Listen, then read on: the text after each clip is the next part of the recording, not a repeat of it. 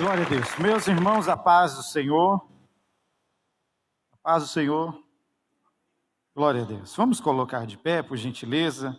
Nós vamos estar fazendo uma oração, vamos estar já fazendo a leitura da palavra de Deus. Tem o pedido de oração aqui do nosso ministro Moisés, está pedindo oração. Vamos orar pelo servo de Deus, interceder, ele que é uma bênção nessa casa e ele está precisando de uma vitória. Amém, igreja? Vamos orar por ele, e eu tenho certeza que ele está conectado ali, ele mandou mensagem, e Deus vai dar vitória, viu, Moisés? Deus é contigo, glória a Deus. Vamos orar pelo servo de Deus. Poderoso e eterno Deus, neste momento está aqui o pedido de oração, que o teu servo está lá assistindo, e ele digitou ali e pediu, Pai. Nós sabemos que ele precisa de um milagre, precisa de uma bênção, precisa de uma vitória. Visita ele agora, Jesus. Toca nele, toca na mente, toca no cérebro, toca no sangue, na carne, nos ossos, no nervo. Vai restabelecendo, dando vitória, normalizando todo o seu sistema neurológico, ó Deus, dando vitória, repreendendo toda a seta do inimigo, toda a fúria, toda a enfermidade, que saia da vida do teu filho agora, em nome de Jesus. Amém, Senhor. Dai vitória, da tua palavra vai ser pregoada, Senhor. Aquilo que o Senhor quer falar, não o que eu quero falar, não a sabedoria humana, mas sim na direção do teu doce Espírito Santo. Amém. Glória a Deus. Quem tem Bíblia, abra ela no livro de Lucas, Mateus, Marcos, Lucas, Dr. Lucas, médico, Lucas, capítulo de número 15, versículo de número 11, a parábola do filho pródigo. Eu tentei, é outra passagem, mas fui muito incomodado a ministrar nesta passagem. Não tenho costume de ministrar nesta passagem desde dezembro de 96, que eu me batizei, até hoje. Comecei a pregar a palavra em 98, em 99 estava dirigindo a primeira igreja, mas até hoje, depois de tantos anos, eu acho que esta é a terceira ou quarta vez que eu prego sobre a parábola do filho pródigo. Glória a Deus. Olha lá, Lucas capítulo 15, versículo 11, nós vamos ler essa história para nós entendermos.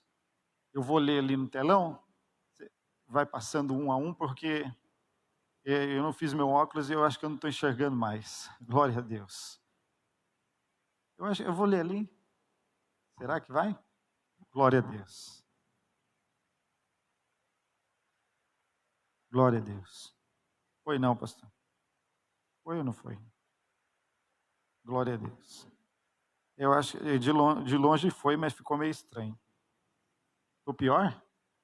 Devo estar então, hein? Mas o senhor deve estar bem bonzinho, né? Me anima. Glória a Deus. E disse, um certo homem tinha 2 filhos. Quantos filhos? E o mais moço deles disse ao pai, Pai, dai-me a parte dos bens que me pertence. E ele repartiu por eles a fazenda. E poucos dias depois, o filho mais novo, ajuntando tudo, partiu para uma terra longínqua, e ali desperdiçou, ou seja, jogou tudo fora, os seus bens, vivendo dissolutamente. E, havendo ele gastado tudo, houve naquela terra uma grande fome, e começou a padecer necessidades. E foi, e chegou-se a um dos cidadãos daquela terra, o qual mandou para os seus campos apacentar porcos, e desejava encher o seu estômago com as bolotas que os porcos comiam, e ninguém lhe dava nada. E, tornando em si, disse, quantos jornaleiros de meu pai têm abundância de pão, e eu aqui pereço de fome. Levantar-me-ei, e irei ter com meu pai, e direi, Pai, pequei contra o céu e perante ti. Já não sou digno de ser chamado teu filho. Faze-me como um dos teus jornaleiros. E levantando-se, foi para seu pai. e quando ainda estava longe, viu seu pai, e se moveu de íntima compaixão, e, correndo, lançou-se-lhe ao pescoço e o beijou. E o filho disse-lhe: Pai, pequei contra o céu e perante ti, e já não sou digno de ser chamado teu filho. Mas o pai disse aos seus servos: Traz depressa a melhor túnica, ou seja, a melhor roupa, melhor vesti-lo, põe-lhe um anel na mão e alparcas nos pés. Trazei o bezerro cevado, matai-o, comemos e alegramo-nos, porque este meu filho estava morto e reviveu, tinha se perdido, foi achado, e começaram a alegrar-se. Glória a Deus. Somente até aqui. Pode se assentar dando glória a Deus. Se prepare, porque nesta noite vai ter festa na fazenda. Posso te ouvir um amém? Nesta noite vai ter festa na fazenda. Glória a Deus. Louvado seja o nome do Senhor Jesus. Deus abençoe nosso irmão ministro Felipe, nosso irmão Will, pela passagem de mais uma primavera, que continue sendo uma bênção, um instrumento na casa do Senhor. Amém? Glória a Deus. Quando eu olhei para esta passagem, eu estava meditando e percebi algumas coisas que não poderiam passar batido. A primeira coisa que me veio ao coração foi que há muitos anos atrás eu ouvia aquela canção do Katz Barneia, né, que fala desta passagem que emplacou, que foi uma bênção para a vida de muitas pessoas, e é um louvor bíblico e não tinha como dar errado. E é por isso que a Bíblia não dá errado. A gente erra, a gente falha, a gente comete erros igual esse moço, mas a Bíblia não falha, a Bíblia não erra, a Bíblia não muda, ela permanece sempre a mesma. E olhando aqui, eu encontro algumas coisas boas para passar para você, para aplicar na minha vida, para aplicar na sua vida. Este moço era um jovem, era um adolescente, ele era um rapaz, que, como posso dizer, comparando para você entender, ele foi criado na igreja, e ele queria sair para ver como é que era lá fora, né? O pancadão, como é que era lá fora, o mundão, como é que era a bagunça, porque ele não tinha experimentado. Ele acha-se por direito de pegar algum dinheiro, alguma coisa, e ele gasta tudo, porque dinheiro na mão todo mundo sabe, você vai gastando e vai gastando, vai gastando. Existe história de pessoas que ganharam na Mega Sena, ficaram milionárias, gastaram tudo e tornaram-se a não ter nada novamente, porque não souberam administrar aquilo que estava na sua mão. E a administração é uma coisa muito importante, seja ela espiritualmente falando ou materialmente falando. Se você não administrar a sua vida espiritual, você vai por água abaixo. E esse moço saiu, e ele chegou a um determinado momento que estava tão ruim para ele, que ele começou a cuidar de pouco para ver se ganhava alguma coisa, mas veio uma praga, veio uma peste como essa que está acontecendo, que pega todo mundo de surpresa. Chegou uma fome naquela cidade, e ele não tinha nem o que comer, e ele, por algum momento, ele desejava comer a comida do porco, comer aquela ração, aquelas bolotas que davam para o porco, porque ele não tinha o que comer. Aí, quando as pessoas estão, a pior coisa que existe é você ter fome, não é verdade? A pior coisa que tem, irmão Clécio, é um camarada com fome. A pessoa com fome, ela se transforma. A primeira instância, ela se transforma, ela fica nervosa, ela fica irritada, daqui a pouco ela vai ficando fraca, daqui a pouco ela vai ficando debilitada, e aí acaba com a vida da pessoa, um negócio chamado fome. E isso fez ele desejar comer aquilo que ninguém gostaria de comer, aquilo que era para o porco realmente comer. Ele chega num estado que ele fala: eu tenho que voltar para a casa do meu pai, porque lá até os jornaleiros viviam muito bem, e eu aqui nesta miséria, eu pequei, eu errei, mas eu estou reconhecendo. Nosso pastor disse terça-feira aqui, uma coisa muito importante: Davi sabia se consertar com Deus. Davi sabia se humilhar com Deus. E este moço volta agora, e o seu pai de longe, porque a preocupação desse pai era realmente que esse filho um dia voltasse. A preocupação desse pai era que realmente Deus fizesse a obra na vida desse menino e ele enxergasse que é melhor na casa do Senhor, na casa dele, do que no mundo lá fora. E de longe ele avista, e quando ele avista de longe, ele chama os seus servos e prepara algumas coisas para aquele moço que ele perdeu lá fora. E quando nós não temos estas coisas, nós se tornamos igual a todo mundo.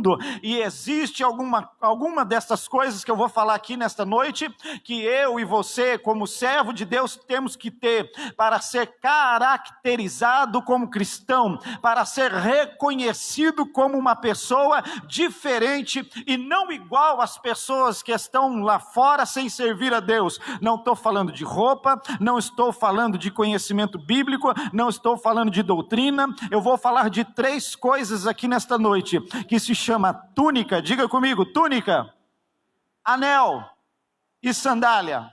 Isso é muito importante para a vida do crente. Quando o pai dele viu, falou para o moço: prepara uma túnica, porque esse menino vai ser diferenciado agora. Naquela época usava-se túnica para quê? A túnica dos homens era uma túnica mais curta, colorida. A túnica das mulheres era uma cor azul até os pés, para diferenciar o homem e diferenciar a mulher. A túnica servia para diferenciar. Coloca uma túnica nesse menino agora, porque eu vou diferenciar ele. Ele não é mais igual ele era lá. Agora ele vai ser diferente. Faz-me lembrar quando ele quer colocar esta túnica, que ele está dando agora uma aparência ao menino que estava vivendo entre os porcos. Ele diz: isso aqui vai te diferenciar. Quem não tem túnica não tem aparência. Cristão, servo de Deus, tem que ter aparência de cristão. Aleluia. Ei, entenda o que eu estou falando. Eu não estou falando para você, irmã, colocar uma saia até o pé, se a sua língua também é até o pé. Eu não estou falando para você, irmão, colocar um terno bonito, uma gravata comprida, se a tua língua também é comprida. Eu estou falando que a primeira coisa que Deus quer mudar a sua aparência não é por fora, mas tem que ser por dentro. Um coração bom.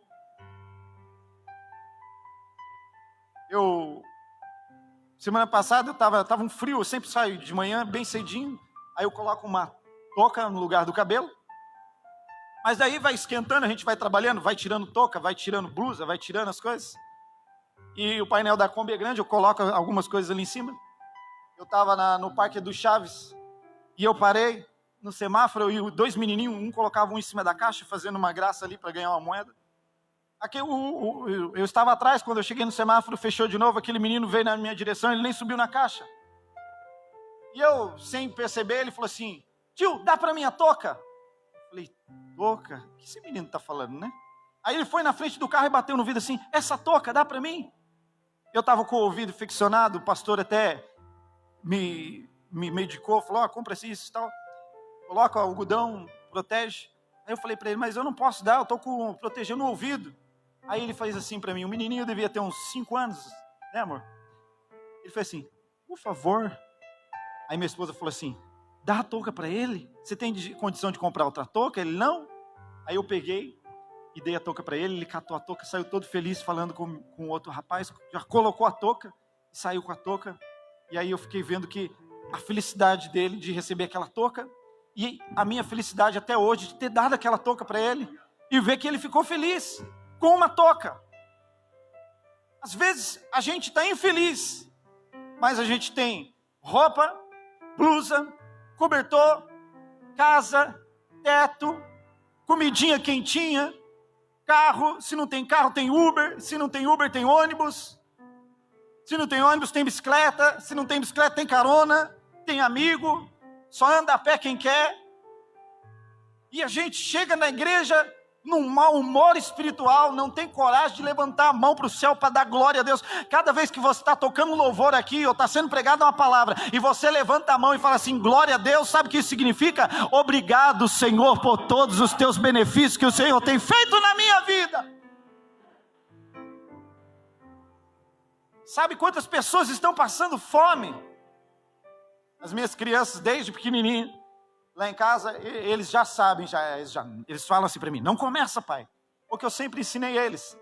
Eles vão comer alguma coisa, eu não gosto. Ah, pai, eu não quero. Eu falo assim, eu sempre falo para eles, mas você sabia que esse pouquinho que você não quer ia fazer um sucesso lá na África, lá na Etiópia, aquelas crianças que estão cuspindo na areia para comer barro, para encher a barriga. Aí eu só falo assim, você sabia? Eles, não começa, pai, eu já sei, eu vou comer. Aleluia. Por quê?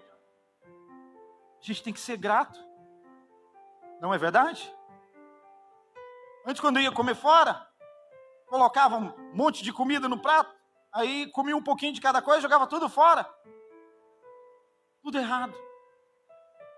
Não, mas eu estou pagando aqui, vai jogar fora mesmo, eu já paguei. Não, irmão.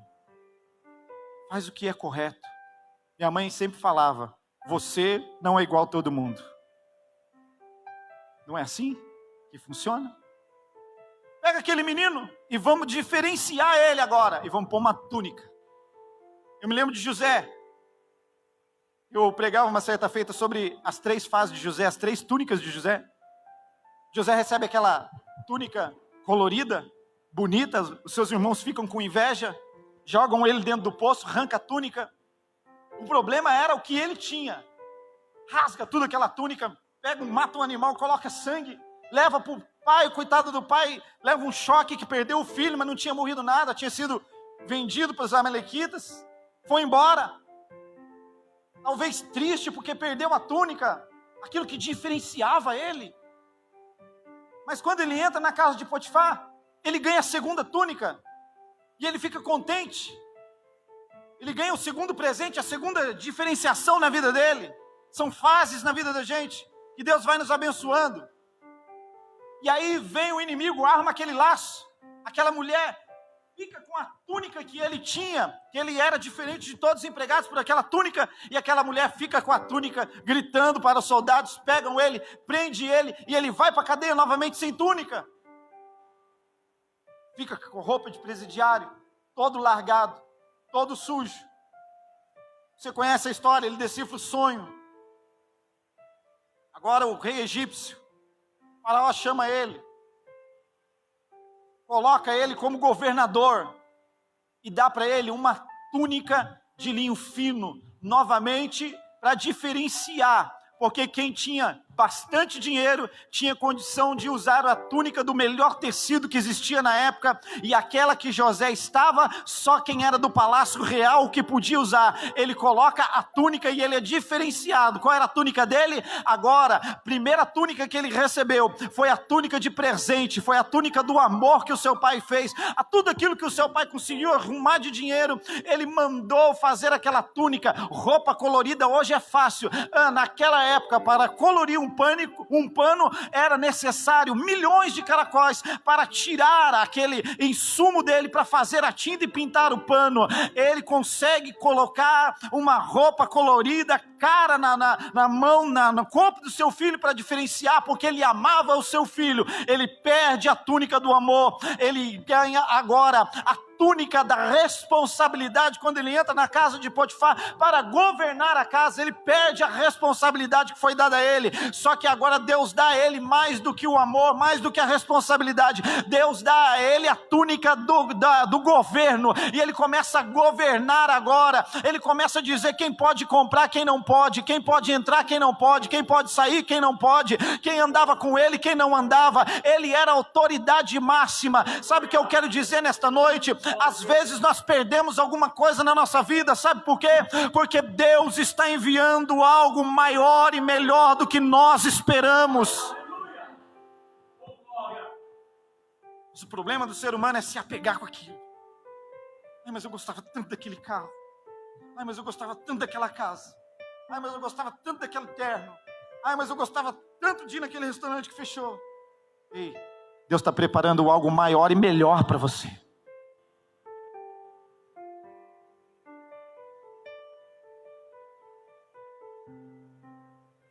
Pega agora uma túnica e dá para o menino. Esse aquele menino tomado um banho, ele coloca uma túnica, ele ficou diferente. Não é verdade? Esse dia eu ganhei um terno todo chique, né, pastor? Colete. Eu falei para o pastor, rapaz, com esse terno feito no bispo, eu estou nojo. Porque o negócio dá um, né? Depois você acaba acostumando e tal, mas na hora que você põe aquele negócio, ele foi tão nojo que esse negócio, estou me sentindo aqui um desembargador. Ele coloca aquela túnica, porque tadinho estava vivendo no meio dos porcos, tudo sujo, nem banho tomava, agora ele está com uma túnica chique. Ele se sentiu melhor. A gente vem para a igreja, irmão, para se sentir melhor. Porque o povo lá fora, eles querem massacrar a gente. Eles querem acabar com a gente. Dizer, você está tanto tempo na igreja, sua vida nunca mudou, você é sempre a mesma coisa. E porque ele não tem Deus, não tem amor, não tem nada no coração. Às vezes, mas eu ouvi isso de um crente. Não, ele é crente, na verdade, ele não é cristão. Mas quando a gente entra dentro da casa do Senhor, a gente percebe que a gente recebeu uma túnica. E não foi uma túnica para nos vestir o nosso exterior, mas foi uma túnica que revestiu o nosso interior, chamado Espírito Santo, e nos deixou chique. Essa túnica não vende nas lojas aqui do lado, aqui na Ava, não vende no shopping, não tem lugar nenhum. Essa túnica só pode vestir aquele que levanta a mão e aceita Jesus como o único e suficiente Salvador da sua alma.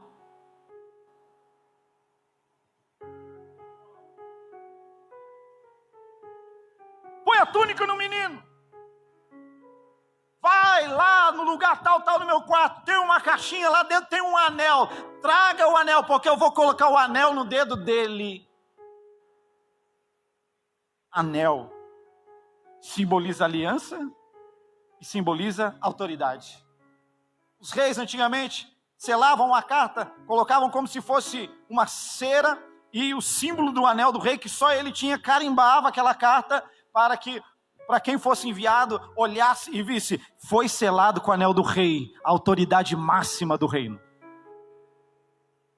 Pega o anel, ei, estica o dedo. O filho estica o dedo, ele pega um anel de ouro, bonito, grosso, pesado. Coisa de você olhar e falar assim, eu não tenho coragem de usar isso aí. Esses dias eu entrei na Netflix, assisti aquela... quando a polícia ocupou o Morro do Alemão, né? E... acho que era Playboy o nome do ator que era o traficante. Rapaz, a hora que ele tirou no final aquele cordão de fio, um bolo na mão dele assim, eu falei, mas acho que nem que se me desse o negócio dele, eu tinha coragem de usar, mas era dessa grossura o negócio assim, ó. Chique. Ouro. Porque lá eles usam mesmo. Aquele ouro, aquele negócio que chama a atenção. Pega. Coloca no dedo. A mesma coisa fizeram com José. Pega, coloca. Este anel é o anel da autoridade. Quem olhar na sua mão e ver esse anel, sabe que eu tenho uma aliança com você. E que debaixo de mim quem manda é você. Nós já recebemos a túnica chamada Espírito Santo. Agora nós vamos receber o anel, que é a autoridade de Deus para a nossa vida. Tem crente que está vivendo, irmão Clécio, miliduca na igreja, mas não tem autoridade nenhuma. Uma vez eu estou assistindo televisão em casa, minha esposa fala assim, bom, eu vi um vulto passar lá no nosso quarto. Falei, deve ser cortina lá. Não, era um vulto.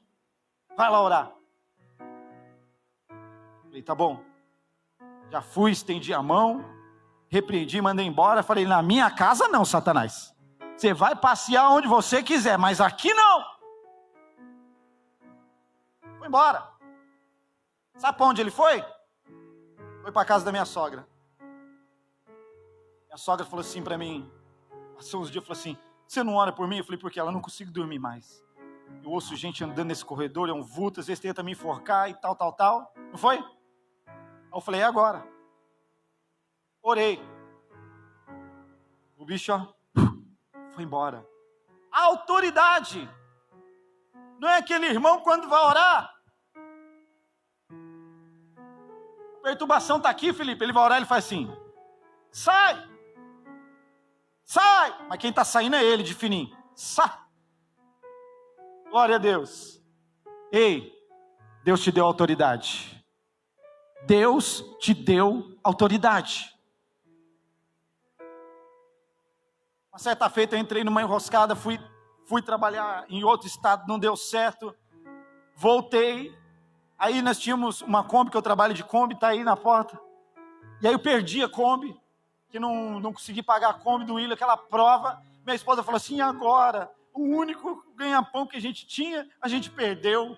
Aí eu falei assim para ela, filha, acho que era uma terça-feira, eu falei assim, filha, não esquenta a cabeça não, até o fim de semana já vai ter outro carro na nossa garagem. Ela falou assim, como? Não tinha dinheiro nem para pagar a prestação desse, não tem dinheiro para entrada, não tem enfiador, não tem nada. Eu falei assim, fica tranquilo, a autoridade de Deus está sobre a nossa vida, quem está conosco é Deus, vai dar tudo certo. No fim de semana o carro estava lá. Enchi o carro de pão, Duílio. Enchi o carro de pão. Começou com um pouquinho. Daqui a pouco tinha pão caindo por cima da minha cabeça. Aí um dia eu postei uma foto no Facebook. Coloquei lá. Aí um colega do meu irmão falou assim, rapaz, você está precisando de uma Kombi, eu tenho uma parada aqui, você não quer? Falei, rapaz, eu estou pagando prestação desse carro aqui. Quando eu comecei a pagar a prestação do carro, eu fui um dia na escola bíblica dominical. Era R$600 a prestação do carro. Eu fui um dia na escola bíblica dominical, eu comecei a trabalhar naquela semana, eu estava ganhando R$1.000. Então 600 era do carro, ia sobrar 400. Me pergunte para fazer o que com esses 400, que nem eu sabia. Aí o pastor acabou a escola bíblica e falou assim, irmão, vem cá. Você financiou esse carro? Eu falei, financiei. Ele falou, então, enquanto estava dando aula aqui, Deus mandou eu te ajudar durante 8 meses com a metade da prestação do seu carro. Eu não sei nem quanto que é, mas você fale para mim qual é o valor e eu vou te ajudar. Irmão, o negócio foi crescendo, para terminar a história. Eu comprei a Kombi desse rapaz, eu pagava 1.000 da Kombi, 600 do carro e ofertava, dizimava e pagava todas as contas em casa e ainda sobrava dinheiro. Porque você é a autoridade da tua casa. Você é a autoridade na rua da onde você mora.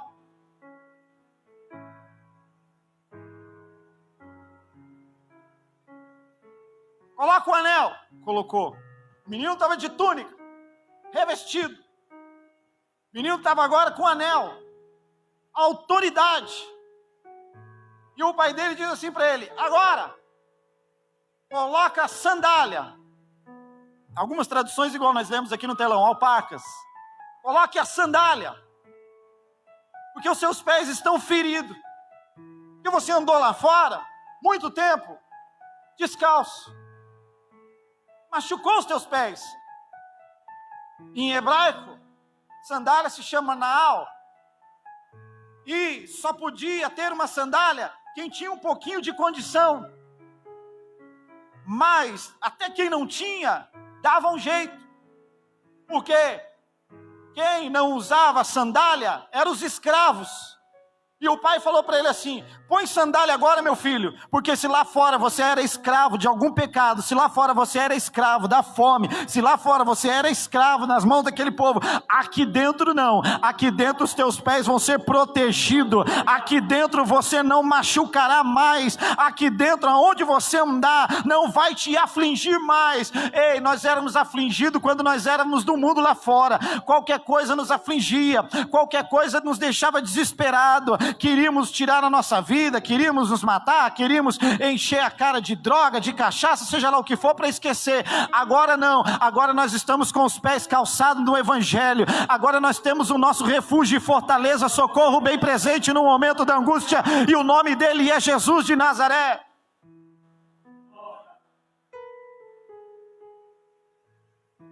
Põe sandália. Pessoas bem-sucedidas naquela época usavam sandália.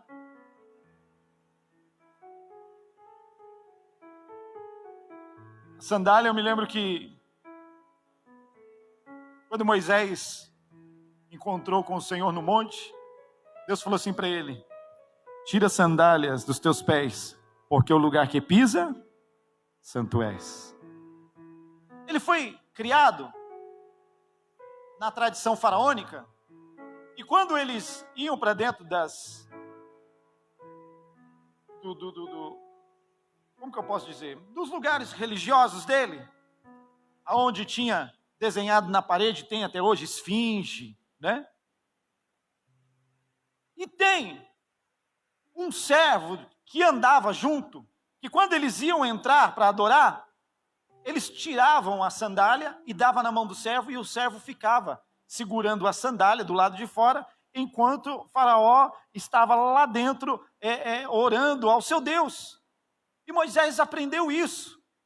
E Deus falou com ele de uma forma que ele entendia. Ele falava assim, o que Deus estava falando para ele? Tira a sandália dos teus pés, que o lugar que pisa santo és. O que Deus estava querendo falar para ele naquele momento? Não era porque ele estava pisando naquela terra, que aquela terra era um lugar santo. O que Deus estava falando para ele era, tira a sandália, porque quem está na tua frente aqui é maior do que os deuses egípcios. Quem está na tua frente aqui é maior do que o céu, maior do que a terra, maior do que a lua, maior do que os animais, maior do que o homem, maior do que a criação. Quem está na tua frente é o Rei dos Reis, o Senhor dos Senhores, aquele que abre caminho no Mar Vermelho, aquele que abre o Rio Jordão. Quem está na tua frente é aquele que cura o leproso. Quem está na tua frente é o Alfa, o Ômega, o poderoso, aquele que vai vir para buscar a igreja lavada e remida no sangue de Jesus. Aquele que está aqui nesta noite é aquele que te salvou, que perdoou os teus pecados, é aquele que não te julga pelo que você faz, pelo que você é, pelos teus pecados que você cometeu hoje. Aquele que está aqui nesta noite está falando assim, eu estou de braços abertos para te perdoar novamente, para te amar, para te beijar, porque tu és filho amado.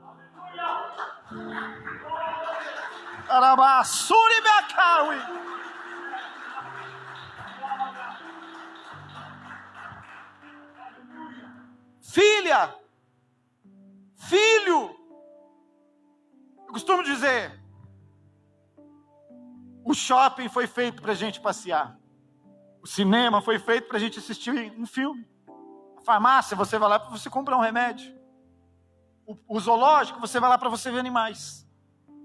A sua casa foi feita para você descansar, para você se proteger do frio, do calor, para você morar, um lugar para você viver.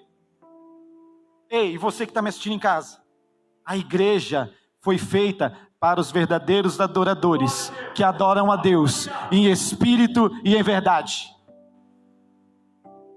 Ah, mas eu adoro a Deus em casa. Você adora a Deus na sua casa, mas todo mundo que está aqui dentro da igreja adora a Deus em casa e adora a Deus na casa dele também.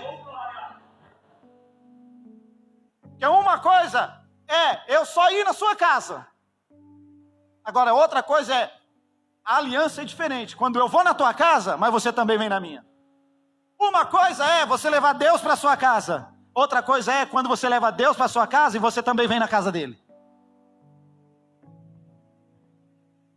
É por isso que quem perde culto está perdendo aliança com Deus.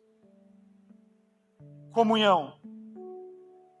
Quem perde culto está perdendo bênção, vitória. O que nós estamos plantando hoje aqui, talvez não seja nem para nós, pastor Cláudio, seja para a próxima geração. Talvez o que você está plantando hoje aqui, Felipe, lutando para cantar, para tocar, para ministrar, seja para a geração que está no colo da sua esposa, seja para os pequeninos que estão aqui, e eles estão olhando e vão falar assim, um dia eu quero tocar e cantar igual aquele moço, um dia eu quero pregar, um dia eu quero ser pastor igual aquele pastor que toca, que canta, que faz tudo na igreja. Um dia eu quero ser igual aquele menino do som pequenininho que fica lá atrás, eu não sei se ele está de pé ou está sentado, mas eu quero aprender a mexer naquelas luzinhas que sobe, que desce. Vocês dão risada, é verdade. A Sula fica ali atrás, ela vê quando eu chego, eu cumprimento ele, eu tenho que parar com isso, mas eu me controlo do William, mas eu chego, a primeira coisa que eu falo pro Léo, eu falo assim, ei, pigmeu. Mas é que a gente ele quer ser meu parente, né? A gente é quase parente, então a gente tem essa liberdade. Glória a Deus. Ele está no teste ainda, ver se ele passa para a família ou não, se eu autorizo, tá, Léo? Glória a Deus. Coloca nos pés a sandália para te proteger. Não fica andando por aí sem sandália. Você fica se machucando à toa. Nós passamos nesse frio, eu já durmo de meia. Aí você fala, não, é porque você é velho. Não, desde adolescente eu dormi de meia. Aí eu acordo, já coloco o tênis. Vou trabalhar. Volto. Quando eu chego no quarto, eu tiro o tênis e coloco o chinelo para ir para o banheiro tomar banho. Do banheiro eu venho de chinelo para o quarto. Coloco o sapato e venho para a igreja. Quando eu chego da igreja, eu tiro o sapato. E agora eu comprei um chinelinho daquele que esse é de velhinho, né? Aquele peludinho que você encaixa o pé nele. Vocês estão rindo, gente, é pecado, eu sou evangelista, vocês pega leve comigo. E não anda mais descalço, pastor.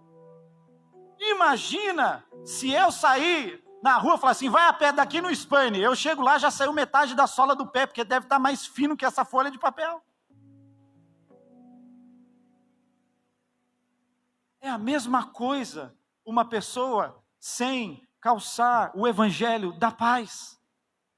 Ela anda daqui ali na esquina, ela já se machucou. Ela já ouviu um WhatsApp que machucou ela, porque ela já ouviu uma postagem que machucou ela, porque ela recebeu um telefone que machucou ela, porque ela foi daqui na casa dela, chegou lá, já se machucou, porque viu um negócio que não ficou legal, e talvez não se machucou hoje, mas amanhã foi até o serviço trabalhar, chegou lá, se machucou, porque está sem o evangelho, está descalço. Mas quando a gente está calçado, a gente está protegido. Não é qualquer coisinha que vai nos machucar mais. Não é qualquer palavrinha que vai nos desanimar mais, não.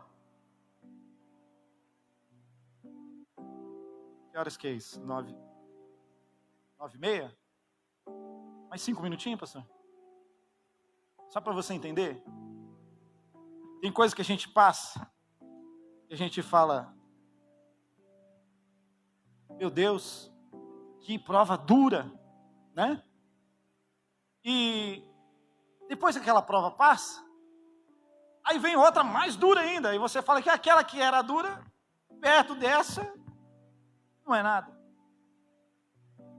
Eu me lembro que uma vez eu estava dirigindo uma congregação, a igreja mandou a gente para Minas, Itamarandiba, depois de Diamantina, quase divisa com Bahia já. A cidade era tão grande, que não tinha ônibus circular, você atravessava ela a pé. E a gente chegou numa igrejinha, que a cidade era pequena e o dirigente da igreja fez algumas coisas erradas lá e a igreja esvaziou. Tinha acho que umas 10, 15 pessoas, acabou ficando com 2, 3. E eu e minha esposa assumimos lá. Quando nós assumimos a igreja, nós já trocamos de salão, fomos para a antiga Câmara de Vereadores da cidade. Eu disse aqui uma vez, quando eu contei da enfermidade que eu fui acometido lá, era o salão, era a igreja, né? Lá era a porta, de frente com a rua, a calçada era do tamanho desse púlpito, a janela era aqui, que lá em Minas é assim. Atrás do púlpito ficava o banheiro, do lado esquerdo tinha uma porta que ia para a minha cozinha e ia para o quintal. Do lado direito aqui tinha uma porta que ia para um quarto que ficava aqui, que nós fizemos de estúdio, da rádio, e mais 2 quartos onde eu dormia. E Deus foi abençoando naquele trabalho. E tinha um irmão que chamava Getúlio. Glória a Deus. Pode ir. Irmão Clécio, me presta uma cadeira aqui, por favor, só para me mostrar. Dá aqui, eu vou pôr aqui em cima. Vou mostrar como aquele irmão Getúlio fazia. Ele era o crente mais problemático que eu tinha na igreja. Ele chegava, pastor, entrava, ele ficava mexendo com as criação dele até a hora do culto. Ele saía das criação dele e ia com a camisa aberta até o umbigo, aberto, com um boné torto, de chinelo, calça social, e ele sentava de frente para o púlpito, na última cadeira assim, ó. Eu falava assim, esse é o Satanás. É o pensamento da gente, né? Eu falei, você veio para tirar a paz, eu não consigo nem ligar no céu, ficar olhando para esse moço, parece que ele está zombando da minha cara. Ninguém gostava dele. Ele deu uma martelada na cabeça do sogro dele, só para vocês verem como é que ele era perturbado. Ele tinha uma marcenaria, e o sogro já não falava mais, o sogro era das Assembleia de Deus Missões, e ninguém gostava dele. Ele mexia com a mulherada, ele tinha 5 filhos, a esposa dele era um amor, e ele mexia com a mulherada, passava na rua, e o pessoal não gostava dele. E ele era da minha igreja. Irmãos, eu fui conversando com aquele homem. Ele se tornou o melhor obreiro que eu tive naquela igreja. Falava assim para ele, irmão Getúlio, vai ter culto no ar livre lá em cima do outro lado da cidade. Ele pegava uma caixa de som desse tamanho, colocava nas costas e levava.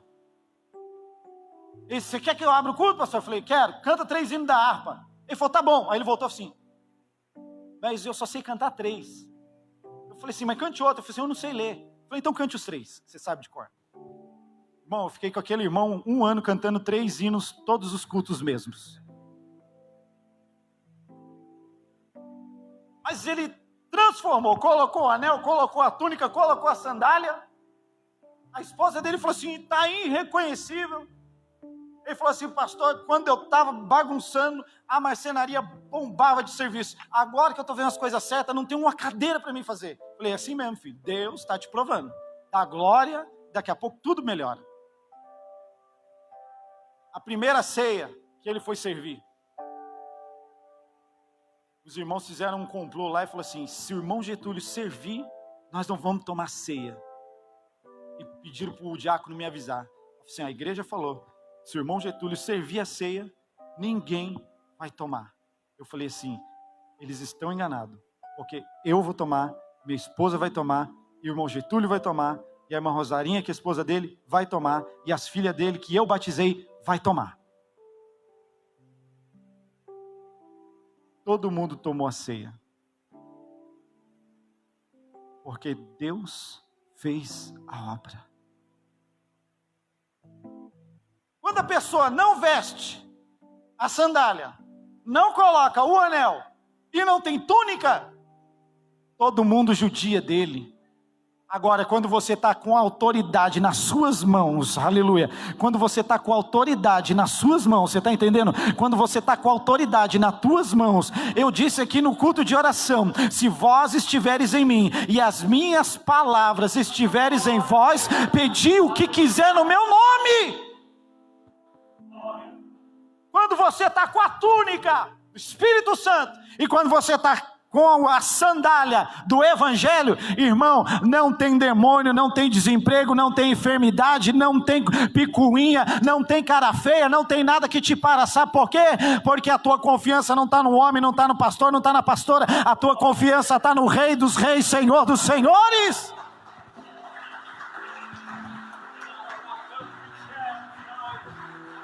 Glória a Deus.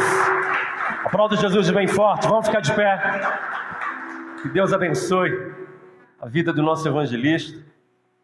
Vamos abençoar a vida dele. Ele vai viajar sexta ou sábado? Sábado. A gente vai abençoar a vida dele e vamos abençoar a família dele. Toma posse aí, meu irmão, no nome de Jesus. Pai, quero pedir que tu venha colocar as tuas mãos sobre a vida e a família do nosso evangelista Cleito, que vai pegar a estrada no sábado, tirar um momento de paz, de lazer com a família. Que assim o Senhor leve em trás e venha trazê-lo em paz, para que o teu nome seja glorificado sobre a vida dele. Eu te louvo por essa palavra abençoadora, eu te louvo porque nós recebemos ela de bom grado, porque tu és o Deus que fala ao nosso coração. Agora eu abençoo a vida de cada irmão, de cada família, de cada adolescente, de cada criança, de cada líder que aqui se encontra, que o Senhor venha abrir as portas da bênção e da prosperidade e que todas as portas existenciais que estavam fechadas, elas estão sendo abertas pelo poder da Tua palavra. Que a gente venha se revestir do anel, da autoridade, em nome de Jesus, da túnica que foi ministrado aqui neste momento, que nos diferencia das demais pessoas. E que Tu venha calçar os nossos pés com a sandália da preparação da palavra. Leva a cura aonde vidas precisam de um milagre, de uma experiência sobrenatural contigo. E vai colocando as Tuas mãos. Livra-nos da bala da morte, do terror noturno. Livra-nos do olho grande da inveja, da mentira, de tudo aquilo que não provém de Ti. Fixa os Teus olhos e Tuas mãos estejam estendidas, Teus ouvidos abertos. A oração que se faz nesta casa é o que eu te peço, e que o amor de Deus, a paz, a comunhão e consolação do Espírito Santo esteja no coração de todos aqueles que creem em nome de Jesus. Graças e paz, até domingo, Deus abençoe, um bom final de semana para todos.